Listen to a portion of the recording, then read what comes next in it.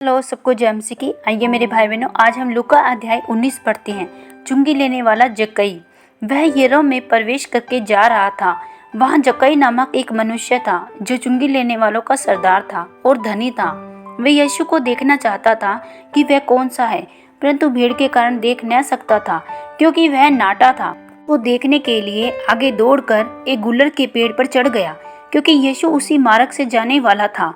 जब यीशु उस जगह पहुंचा तो ऊपर दृष्टि करके उससे कहा, हे जक्कई, झट उतर आ, क्योंकि आज मुझे तेरे घर में रहना अवश्य है। वह तुरंत उतरकर आनंद से उसे अपने घर ले गया।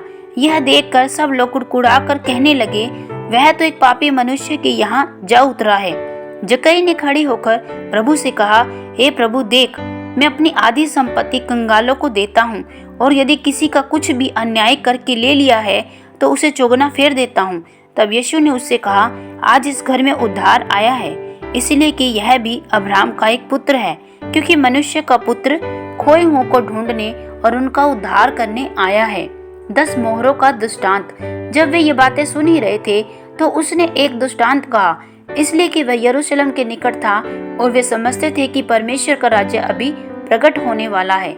अतः उसने कहा, एक धनी मनुष्य दूर देश को चला ताकि राजपद पाकर लौट आए।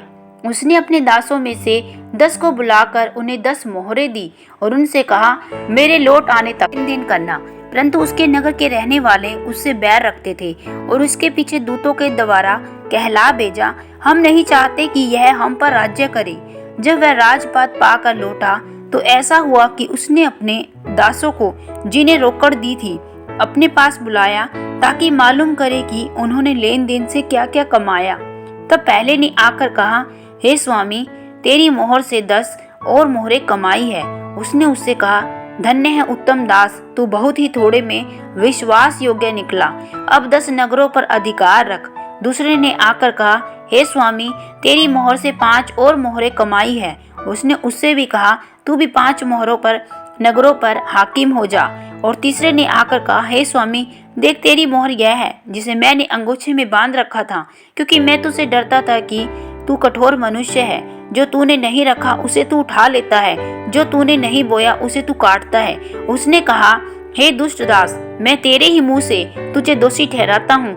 तू मुझे जानता था कि मैं कठोर मनुष्य हूँ, जो मैंने नहीं रखा उसे उठा लेता हूँ, जो मैंने नहीं बोया उसे काटता हूँ। तो तू मेरे रुपए सराफों के पास क्यों नहीं रख दिए कि मैं आकर ब्याह समेत ले लेता? और जो लोग निकट खड़े थे उसने उनसे कहा, वह मोहर उससे ले लो, जिसके पास 10 मोहरें उसे दो। उन्होंने उससे कहा, हे स्वामी, उसके पास 10 मोहरें तो हैं। मैं तुमसे कहता हूँ कि जिसके पास है उसे दिया जाएगा, जिसके पास नहीं है उसे वह भी जो उसके पास है ले लिया जाएगा। परंतु मेरे उन बैरियों को, जो नहीं चाहते थे कि मैं उन पर राज्य करूं, उनको यहाँ लाकर मेरे सामने घात करो। यरूशलेम में विजय प्रवेश। ये बातें कहकर वह यरूशलेम की ओर आगे आगे चला। जब वह जैतून नामक पहाड़ पर बैतफगे और बैतनिय्याह के पास पहुंचा तो उसने अपने चेलों में से 2 को यह कह के भेजा, सामने के गांव में जाओ। उसमें पहुंचते ही एक गधी का बच्चा, जिस पर कभी कोई सवार नहीं हुआ, बंधा हुआ तुम्हें मिलेगा। उसे खोल कर ले आओ। यदि कोई तुमसे पूछे कि क्यों खोलते हो, तो यह कह देना कि प्रभु को इसका प्रयोजन है। जो भेजे गए थे उन्होंने जाकर जैसा उसने कहा वैसा ही पाया। जब वे गधे के बच्चे को खोल रहे थे तो उसके मालिकों ने उनसे पूछा, इस बच्चे को क्यों खोलते हो? उन्होंने कहा, प्रभु को इसका प्रयोजन है। यीशु के पास उसे लाए और अपने कपड़े उस बच्चे पर डालकर यीशु को उस पर बैठा दिया। जब वह जा रहा था तो वे अपने कपड़े मार्ग में बिछाते जाते थे। निकट आते हुए जब वह जैतून पहाड़ की ढलान पर पहुंचा तो चेलों की सारी मंडली उन सब सामर्थ के कामों के कारण जो उन्होंने देखे आनंदित होकर बड़े शब्द से परमेश्वर की स्तुति करने लगी। धन्य है वह राजा जो प्रभु के नाम से आता है, स्वर्ग में शांति और आकाश मंडल में महिमा हो। तब भीड़ में से कुछ फरीसी उससे कहने लगे, हे गुरु, अपने चेलों को डांट। उसने उत्तर दिया, मैं तुमसे सच कहता हूँ, यदि ये चुप रहे तो पत्थर चिल्ला उठेंगे। यरूशलेम के लिए विलाप।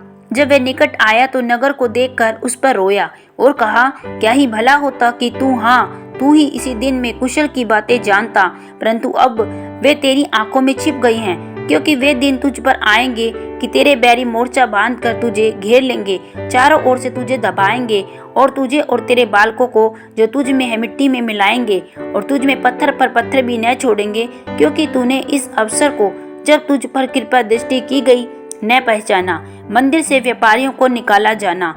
तब वह मंदिर में जाकर बेचने वालों को बाहर निकालने लगा। उनसे कहा, लिखा है, मेरा घर प्रार्थना का घर होगा, परंतु तुमने उसे डाकुओं की खो बना दिया है। वह प्रतिदिन मंदिर में उपदेश करता था और प्रधान याजक, शास्त्री और लोगों के प्रमुख उसे नष्ट करने का अवसर ढूंढते थे, परंतु कोई उपाय न निकाल सके कि यह किस प्रकार करे, क्योंकि सब लोग बड़ी चाह से उसकी सुनते थे। आमीन। प्रभु आप सबको लूका सुने जाने पढ़े जाने पर बहुतायत से आशीष और बरकत दे। सबको जय मसीह की।